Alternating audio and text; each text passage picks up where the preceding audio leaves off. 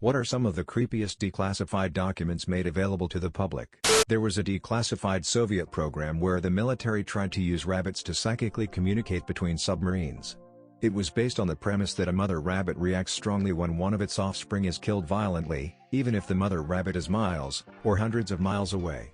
The program involved keeping the mother rabbits at a land-based station, and killing the baby rabbits in the submarine.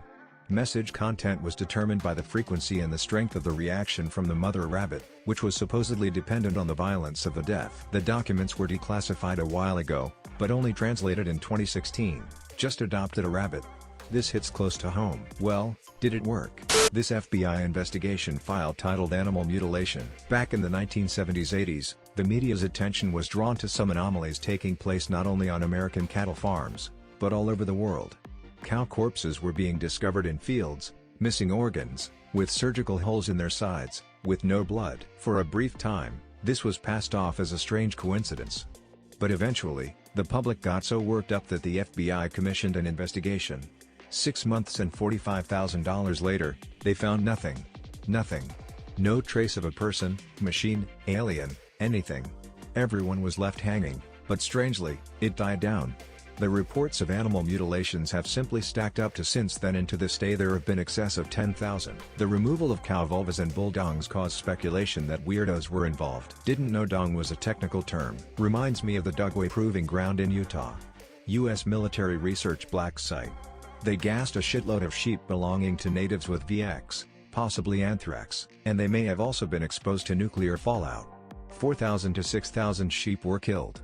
That site still produces anthrax and who knows what else. How the government made it illegal to expose the government for the illegal things they have done. When exposing a crime is treated as committing a crime, you are being ruled by criminals. Edward Snowden. Operation lacked biological warfare testing done on U.S. cities. Principally, the operation involved spraying large areas with zinc cadmium sulfide, which is very toxic.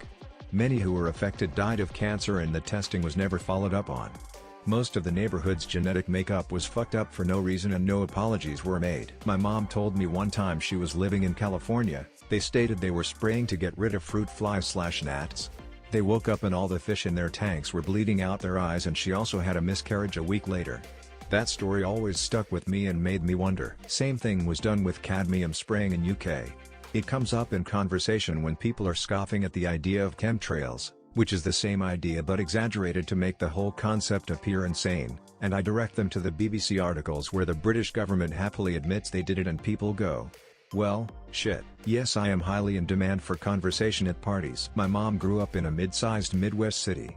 She always told me this story about how the military flew planes overhead and sprayed the city with chemicals, and everyone she knew was sick for days afterward.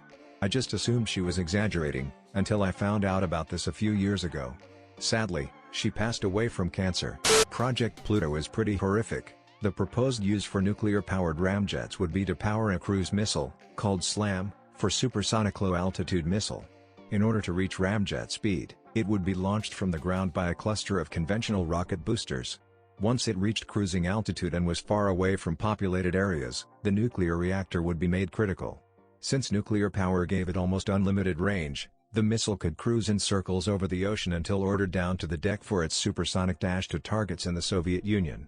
The SLAM, as proposed, would carry a payload of many nuclear weapons to be dropped on multiple targets, making the cruise missile into an unmanned bomber. After delivering all its warheads, the missile could then spend weeks flying over populated areas at low altitudes, causing tremendous ground damage with its shockwave and fallout. When it finally lost enough power to fly, and crash-landed, the engine would have a good chance of spewing deadly radiation for months to come. Damn. That stuck. The Russians have been developing hypersonic ramjet nuclear missiles, like, right now. I'm not a scientist, but they sound like they are pretty much indefensible. The JFK assassination documents never fully being released as they keep getting pushed back. The documents themselves are creepy in the sense of how contradicting they are. But what makes it truly creepy is the full release keeps getting pushed back. They've got to be hiding something in there. I actually noticed that a lot of the JFK assassination papers that are released have most of the names redacted. specifically on papers that had CIA agents gathering intel on citizens and people suspected of being involved. All the names of everyone that ordered operations to specific agents, the names of those people, and more importantly, why they were getting that intel on them in the first place, and as far as I can remember what they were doing. For all we know, they could have carried out the assassination, killed everyone involved, and erased the information that could have pointed in the direction of the CIA. Nothing makes sense in any of those documents, because there's no why or who, and the little that is mentioned means absolutely nothing. Ted Kaczynski, the Unabomber, was subjected to grueling, degrading psychological experiments while he was an underage student at Harvard. Whenever I see him brought up, I like to repost this, quoting /u/yofomojoho from this thread. At the start of the Cold War, Henry Murray developed a personality profiling test to crack Soviet spies with psychological warfare and select which U.S. spies are ready to be sent out into the field. As part of Project MKUltra, he began experimenting on Harvard sophomores. He set one student as the control, after he proved to be a completely predictable conformist, and named him Lawful. Long story short, the latter half of the experiment involved having the student prepare an essay on his core beliefs as a person for a friendly debate. Instead, Murray had an aggressive interrogator come in and basically tear his beliefs to pieces, mocking everything he stood for, and systematically picking apart every line in the essay to see what it took to get him to react. But he didn't. It just broke him, made him into a mess of a person, and left him having to pull his whole life back together again. He graduated, but then turned in his degree only a couple years later, and moved to the woods where he lived for decades. In all that time, he kept writing his essay. And slowly, he became so sure of his beliefs, so convinced that they were right, that he thought that if the nation didn't read it, we would be irreparably lost as a society. So, he set out to make sure that everyone heard what he had to say, and sure enough, Lawful's Industrial Society and Its Future has become one of the most well-known essays written in the last century. In fact, you've probably read some of it. Although, you probably know it better as the Unabomber Manifesto. Wasn't he an MKUltra, underage or undergrad?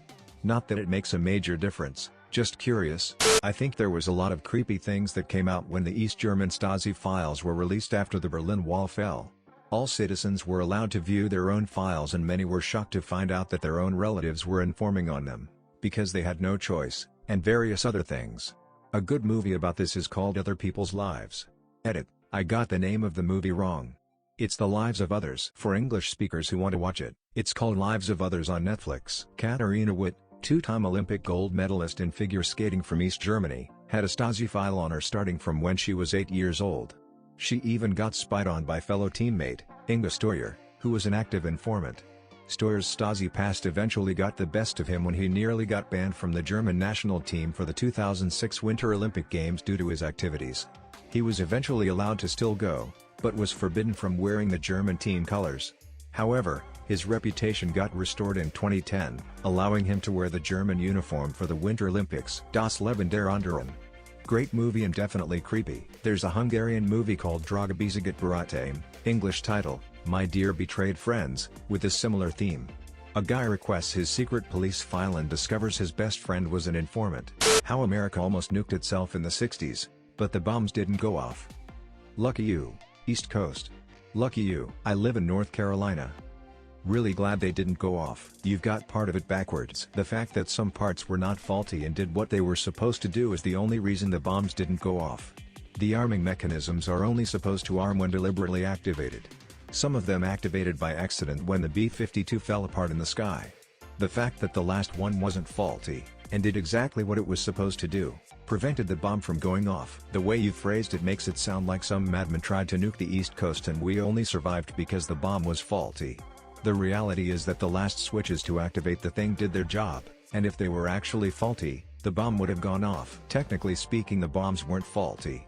They would have worked perfectly fine had the arming switch, the only safety mechanism that didn't fail on the two bombs, been triggered. There would be a bay where that part of North Carolina is had it not failed to arm itself. Sauce has a good video that brings this up. Cruel bombs maybe? There's a monument/placard there if you want to go see it. There is a famous alien sighting history in a city called Varginha here in Brazil, and the city is mostly known for that particular incident in 1996. A couple of years ago, Brazil's National Archive made public documents that state UFO sightings from civilians and military that dates 25 years before the incident. The Wikipedia inquiry section is a ducking riot to read through. In regards to the wasteland creature, an official inquiry led by the Brazilian military authorities concluded in 2010 that the Silva sisters had actually came across a homeless, mentally unstable man nicknamed Mudinho covered in mud, and that the military trucks were operating in their normal schedule that night. 3. The military also stated that the alien seen in the hospital was an expectant dwarf couple. 9. A homeless man covered in mud, who was nicknamed fucking Mudinho. When the Portuguese word for mud is lama. Are you fucking serious? And then the aliens seen at the hospital were a dwarf couple. How bad is the Brazilian military at lying?